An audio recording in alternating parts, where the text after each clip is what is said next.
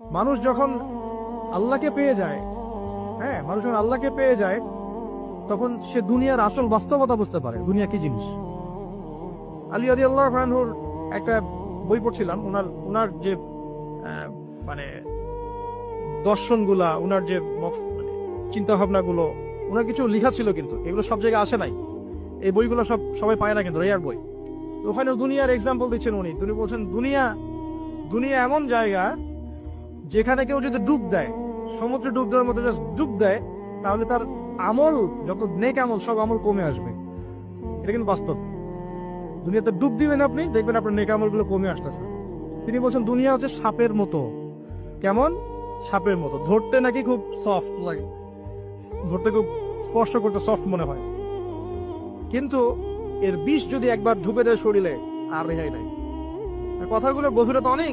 এক জায়গায় লিখছেন উনি যে আমি দুই শ্রেণীর মানুষকে নিয়ে খুব সমস্যা আছে।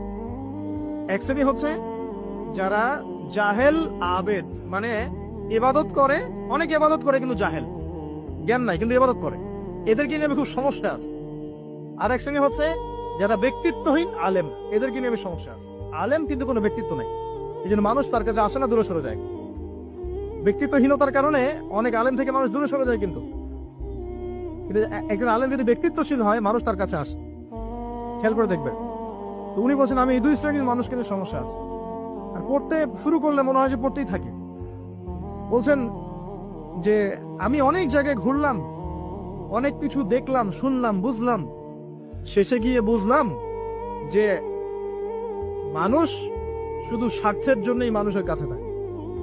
বলছে কথা। তিনি বলছেন তুমি যদি ভালোবাসাকে বাড়াতে চাও